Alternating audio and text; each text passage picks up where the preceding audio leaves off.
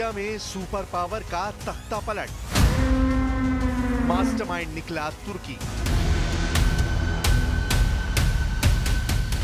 सिर्फ 10 दिन में इस्लामी चरमपंथी संगठन हयात तहरीर अल शाम यानी HTS ने सीरिया पर कब्जा कर लिया। सिर्फ 10 घंटे के अंदर सीरिया में रूस और ईरान की सेना को भागना पड़ा और पुतिन और खामनेई को पहली बार सीधी हार का सामना सीरिया में करना पड़ा है। सिर्फ 10 मिनट के अंदर सीरिया के राष्ट्रपति बशर अल असद को रूसी हवाई जहाज से मॉस्को भागना पड़ा है।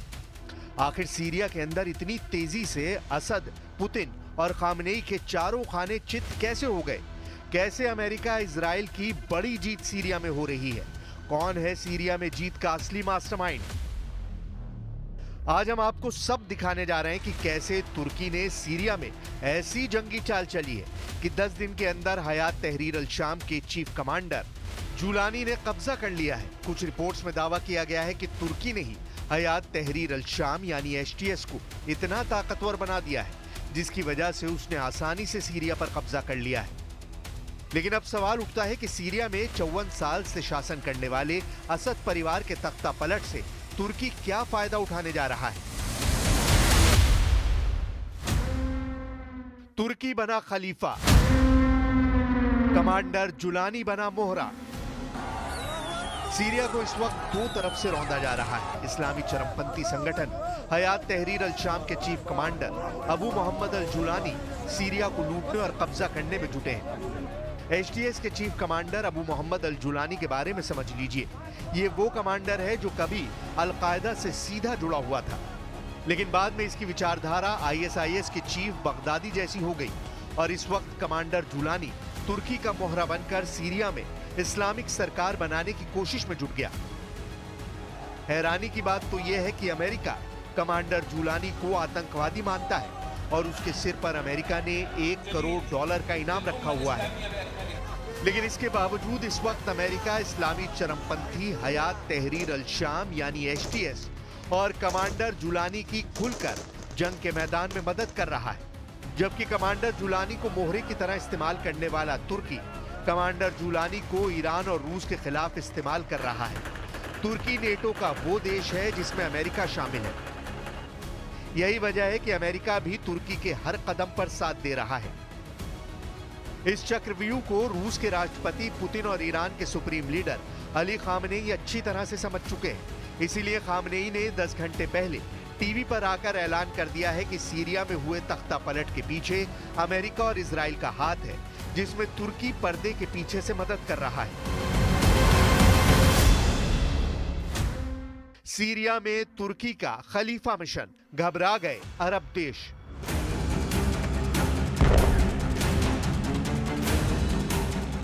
सीरिया में अचानक आए इस बदलाव से खाड़ी के कई मुस्लिम देश खौफ में आ गए हैं।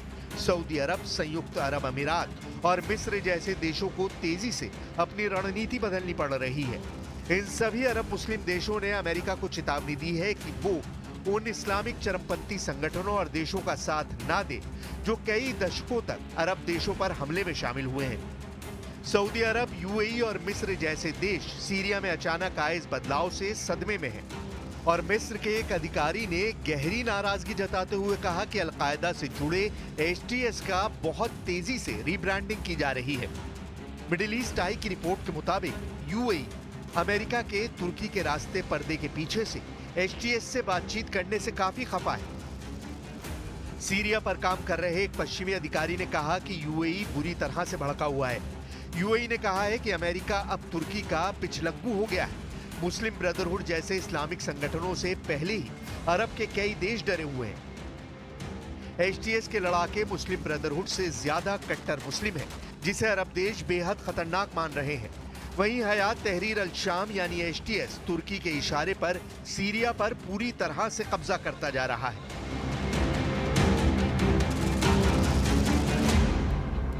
ये इत्तेफाक उफ्ताद महसूल یک نقشه مشترک آمریکایی و صهیونیستی است. قرائنی داریم. این قرائن برای انسان جای تردید باقی نمیگذاره. یک دولت همسایه سوریه نقش آشکاری رو در این زمینه ایفا میکنه، ایفا کرده، الانم ایفا میکنه. اینو میبینن همه. राष्ट्रपति पुतिन ने सीरिया में मौजूद रूसी नौसेना और वायुसेना अड्डों को खाली करा चुके हैं।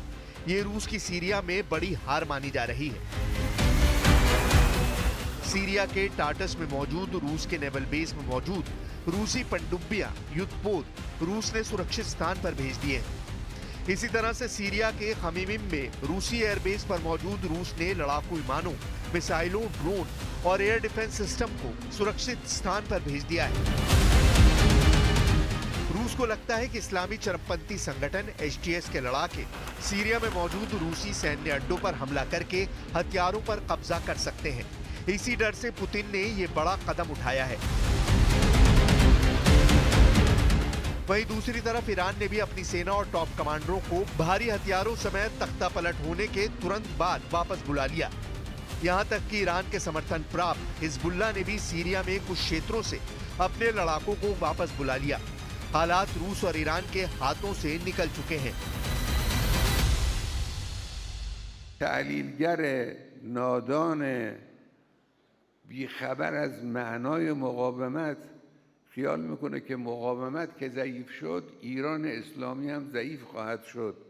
من عرض میکنم به حول و قوه الهی به اذن الله تعالی ایران قوی مقتدر است و مقتدرتر هم خواهد شد. सीरिया में बशर अल असद के रूस भाग जाने के बाद एचटीएस विद्रोहियों का देश के ज्यादातर हिस्सों पर कब्जा हो गया है। तुर्की समर्थित हयात अल शाम के विद्रोही अब देश के उन इलाकों पर कब्जा करने में जुट गए हैं जहां पर असद सेना का भी नियंत्रण नहीं था। इसी में एक इलाका देर इजोर का है जो देश के पूर्वी इलाके में स्थित है। इस रेगिस्तानी इलाके पर कब्जे के लिए एचटीएस विद्रोहियों ने अमेरिकी सेना के समर्थन वाले कुर्द विद्रोहियों से जोरदार लड़ाई लड़ी और कब्जा कर लिया। सीरिया का यह इलाका न केवल विद्रोहियों बल्कि कुर्दों और अमेरिका के लिए बेहद महत्वपूर्ण है। असल में सीरिया के इस इलाके में बहुत बड़े पैमाने पर कच्चा तेल निकलता है जिसे सीरिया का काला सोना कहा जाता है। उसे भी कमांडर जुलानी लूटने में जुट गया है। सीरिया के इन इलाकों का पूरा नियंत्रण अब अमेरिका के समर्थन वाले कुर्द विद्रोहियों के पास था, लेकिन अब एचटीएस ने बाजी पलटनी शुरू कर दी है। यानी तुर्की ही सीरिया में मचे कोहराम का मास्टरमाइंड है। जुलानी पर $1 करोड़ का इनाम, इजराइल पर करेगा कब्जा। हालांकि अमेरिका और तुर्की तो एचटीएस की जीत से खुश हैं, लेकिन इजराइल काफी सतर्क है। असल में इस्लामिक चरमपंथी संगठन हयात तहरीर अल शाम यानी एचटीएस का मतलब है लेवंत की मुक्ति के लिए संगठन। आईडीएफ के पूर्व ऑपरेशन प्रमुख इसराइल जिफ का दावा है कि एचटीएस यानी लेवंत की मुक्ति के लिए संगठन का मिशन है सीरिया, लेबनान, जॉर्डन और इजराइल को मिलाकर एक नया इस्लामिक देश बनाना।